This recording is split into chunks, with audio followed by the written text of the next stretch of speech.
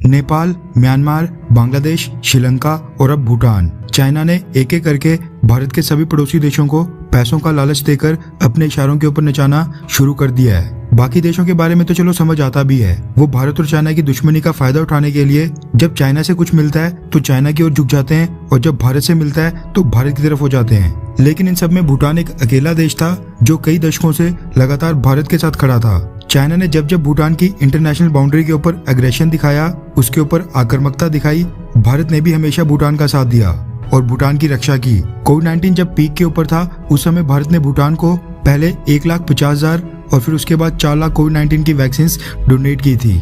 यानी टोटल 5,50,000 कोविड-19 की वैक्सीन भारत ने भूटान को डोनेट की थी, जबकि भूटान की टोटल आबादी केवल 7 लाख के करीब है। चाइना ने भी भूटान को कोविड-19 की वैक्सीन दी थी, वो भी मात्र 50,000। भारत कई मौकों के ऊपर भूटान की मदद करते आया है। भारत से जाने वाले टूरिस्ट भूटान की अर्थव्यवस्था में बड़ा रोल प्ले करते हैं। हर साल जितने भी टूरिस्ट भूटान आते हैं, उनमें से 70% अकेले भारत के होते हैं। लेकिन इसके बावजूद भूटान ने 2 साल पहले भारत से आने वाले टूरिस्ट के लिए सस्टेनेबल डेवलपमेंट फीस चार्ज करने का फैसला किया था। भूटान भारत के टूरिस्ट को 1,200 रुपए पर डे चार्ज करता है। उससे पहले भारत और भूटान के संबंध काफी अच्छे चल रहे थे और भूटान बाकी फॉरेनर्स को चार्ज करता था, लेकिन भारतीय टूरिस्ट के लिए बिल्कुल फ्री एंट्री थी। लेकिन अब ऐसा लग रहा है कि भूटान अपनी फॉरेन पॉलिसी में बहुत ही बड़े फेरबदलाव करने के मूड में है और जिस चाइना से वो कई दशकों से दूरी बना रहा था, उसके साथ भूटान अब सारे मतभेद दूर करके बाउंड्री डिस्प्यूट सॉल्व करके चाइना के साथ संबंधों की एक नई शुरुआत करना चाहता है। रेफरेंस के लिए आपकी स्क्रीन के ऊपर द हिंदू के आर्टिकल का स्क्रीनशॉट है, जिसके मुताबिक भूटान के फॉरेन मिनिस्टर टांडी दोरजी का कहना है कि भूटान और चाइना के टाई से, यानी भूटान और चाइना के नजदीक आने से भारत के जो इंटरेस्ट हैं उनको नुकसान नहीं पहुंचेगा। दरअसल भूटान ने पिछले साल अक्टूबर महीने में चाइना के साथ 3 स्टेप नेगोशिएशंस के रोड मैप का एक मेमोरेंडम ऑफ अंडरस्टैंडिंग साइन किया था, जिसके तहत भूटान और चाइना दोनों देश मिलकर आपस में एक साथ बैठकर 3 स्टेप नेगोशिएशंस करेंगे और अपने सारे के सारे बाउंड्री डिस्प्यूट्स को सुलझाने की कोशिश करेंगे।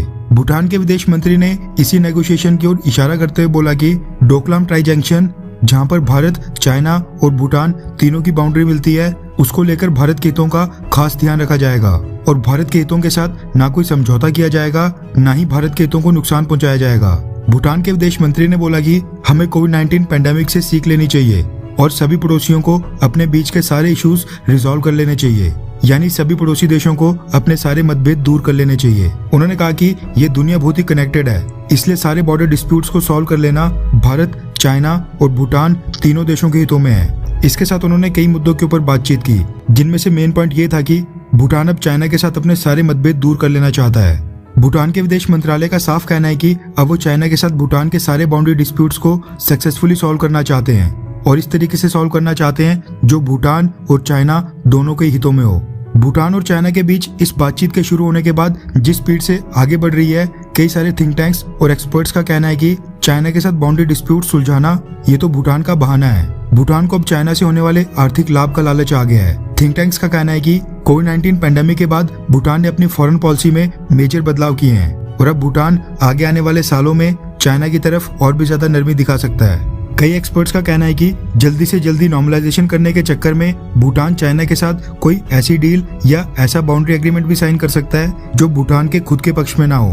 खैर, हम तो यही बोलेंगे कि भूटान को श्रीलंका से सीख लेनी चाहिए और देख लेना चाहिए कि चाइना की गोद में बैठने का क्या नतीजा होता है। खैर, क्या आपको लगता है कि अब भूटान भी भारत के बाकी पड़ोसी देशों की तरह भारत और चाइना की दुश्मनी का फायदा उठाना चाहता है? हाँ या फिर ना? नीचे कमेंट करके अपनी राय जरूर बताएं।